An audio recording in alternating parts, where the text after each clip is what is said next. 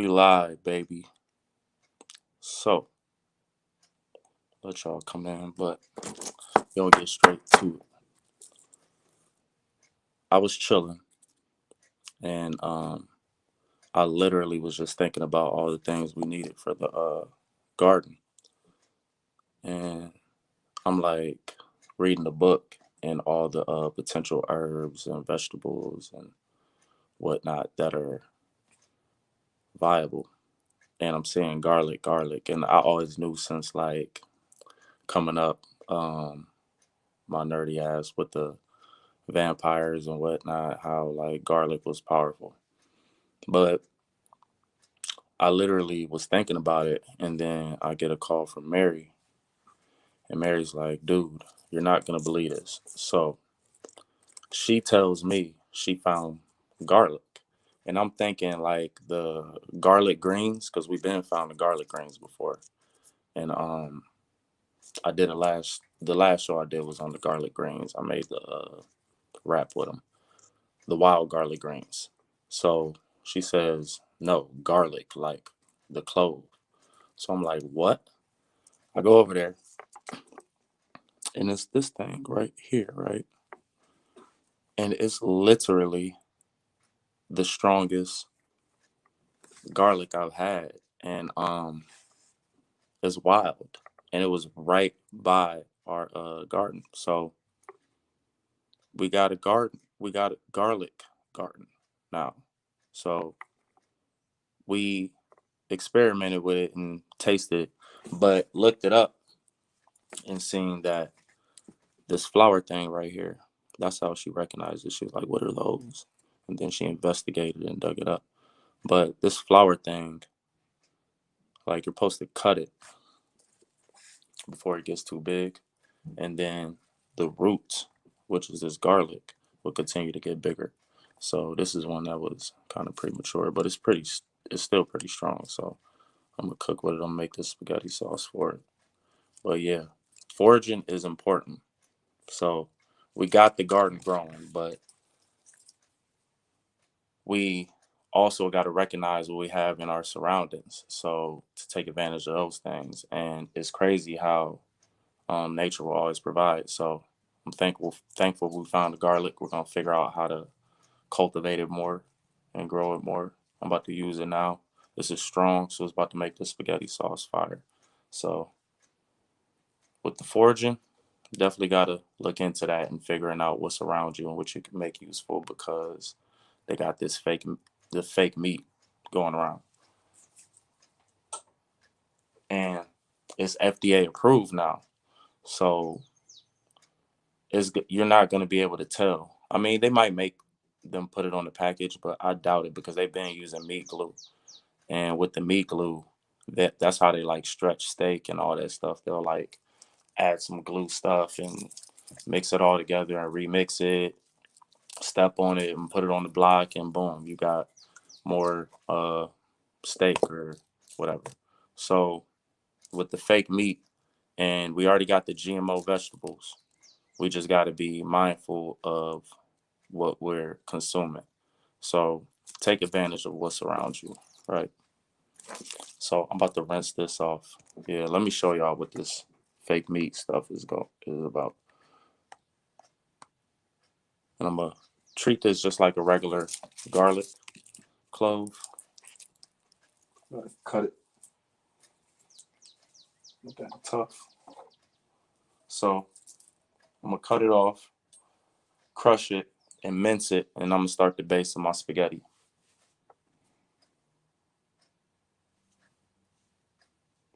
The sauce, if you will. So this fake meat is crazy. Just the egg right here. But this egg. I remember this video a while back. It's funny. It's 2 Chainz. Right, but this egg didn't come from a chicken. It came from a mung bean. It's the first time I seen the chorizo made from chicken. Lab grown stuff. We didn't have to kill a chicken to make this chorizo. So we actually take cells from an actual chicken and we make them think that they're inside the chicken growing. That's without crazy. Causing death. We can cook it, except we don't have to kill a chicken to make this chorizo.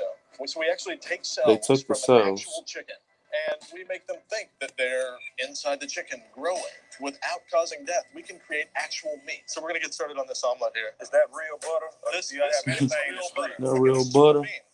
Some bean. Oh, Some of the just chicken chorizo. There we have it. Jump in. That nigga got to question everything. It probably ain't even real butter though. Inside the chicken growing without causing death, we can create actual meat. So we're going to get started on this omelet here. Is that real butter? This is real butter. Again, this is from a bean. From a bean? The just chicken chorizo. There we have it. Jump in. Have a mung bean just egg with cultured chicken chorizo. And this chicken, because they already doing the beef and all that. They started with the vegetables, the GMO vegetables and GMO everything.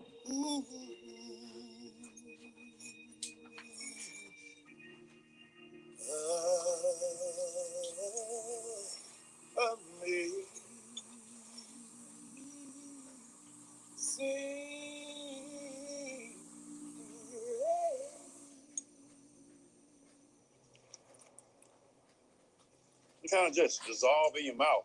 I ain't get to chew it. Tastes like an egg. That sounds nasty. It's close. It's close? It's close. So here we have this special salt. It's called Kalam Namak salt. So it's a sulfur salt. That's one of the main flavor components in egg.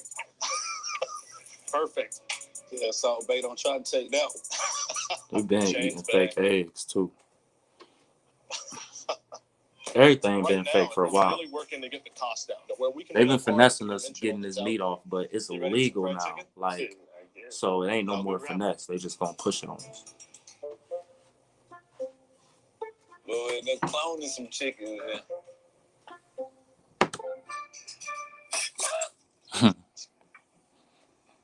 So I'm gonna crush this little garlic clove just like you would regular garlic, right?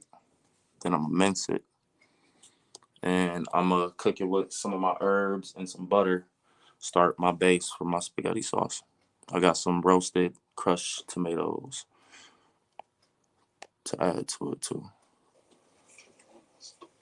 All right, here we have our just chicken bites. This is cultured chicken from the lab, fried up with one of our dressings made from the yellow pea. That's our Chipotle ranch. None of it real. I mean, it's real. Yeah. You guys are real geniuses, right? There's a lot of smart people. Josh is going to come in and try these. And this is the I'm the CEO and founder of Just little.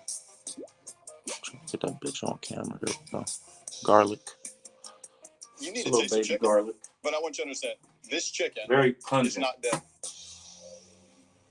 What you mean, man? So the chicken that you're about to eat is not dead. Because why do you have to kill it? So where did you get this fancy idea from? I grew up in Alabama. I think you grew up Birmingham. Got the Galleria Mall in Birmingham. You know the Galleria Mall? I used to eat at Chick-fil-A in the Galleria Mall. My family was pretty poor. Eating Chick-fil-A, you was poor. Once a week and white poor is two different things. All right, go ahead, though. So I see, man. You went through a lot. It is hard for regular people to eat good food. So I started to think, all right, we're going to use food to try to make meaningful change in the world. We've raised about $250 million. Oh, shit. So look at this. This is like an onion or something. Baby onion growing in there. I don't know. Because I only got like 3 little cloves out of that. So I might have to use a real garlic. I don't know what this is. Away. Wow. So we're talking the most expensive. Everyone from Jerry Yang, Mark Benioff, the wealthiest person in Asia, Li Ka-shing, Heineken founding, early investors in Facebook, investors in this chicken. I mean, how does that make you feel? It makes me feel like I want you to like that chicken. So those definitely got to stay in the ground longer. Because this is a real garlic. Do a lot of bad things, right? If you approach it in the right way, and you can see this is way bigger. One of those. Be actually the size of that. I'm good. Can be used to help people eat better all around the world. Wow. What's the cost of some of this stuff? The mayo right here is $3.49. Okay. Now, the meat that doesn't require killing a chicken is a little bit more expensive. You tax them for that. It's in the hundreds or thousands of dollars right now. For what? For the chicken. Oh, why does it cost so much money? Yeah. So it's a pretty complex process. Yeah. We're in early stages. We're just making a little bit of it. Eventually, we want to get it below the cost of chicken. I love it. You can see the size difference. The most expensive is future. One day you're going to be eating air, and you're going to love it. It's crazy. A plant and everybody gonna be full. Good chance. Thank you, man. Appreciate it. Thanks for everything.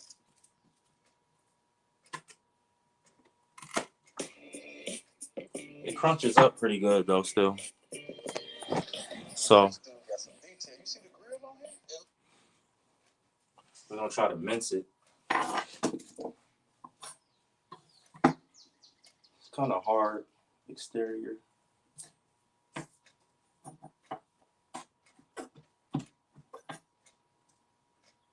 Actually, I gotta crush it one more time. This one is different than the last one I experimented with. Huh. Uh-huh. The inside is like fluorescent, like the little bowl piece.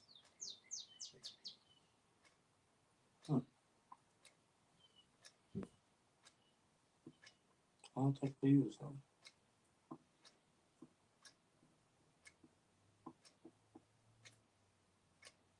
I think I got that one way too early.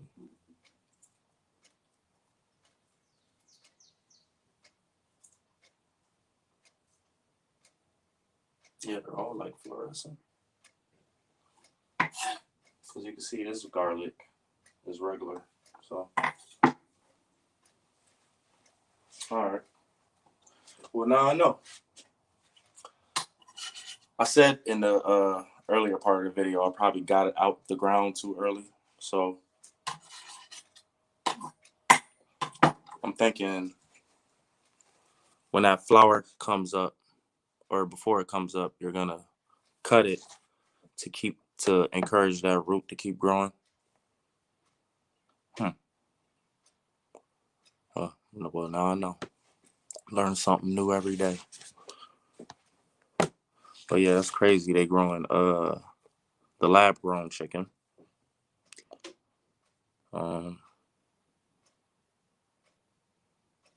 They literally got like the beef, the meat glue they got going, all that. Let's talk about lab-grown meat, also known as cultured meat. Lab-grown meat is grown using animal cells, so that the meat that is grown ends up tasting, smelling, and looking like meat, but no animals die in the process. Three things for lab-grown meat: animal stem cells, a protein-based feed, also known as the growth medium, and a bioreactor. Scientists take these animals. I think some people like are pushing for this because the cruelty factor, I guess. Like you're not killing the animals.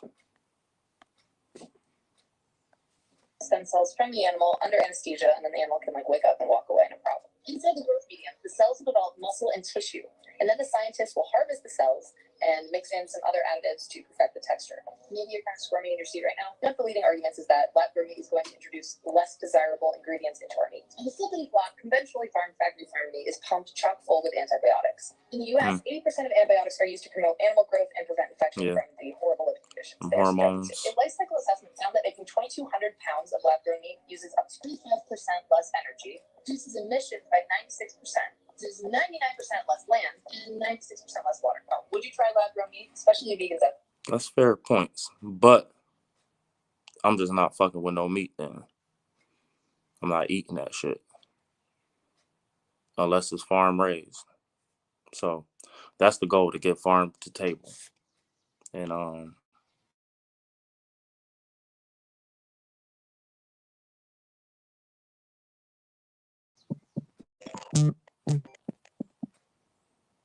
hello?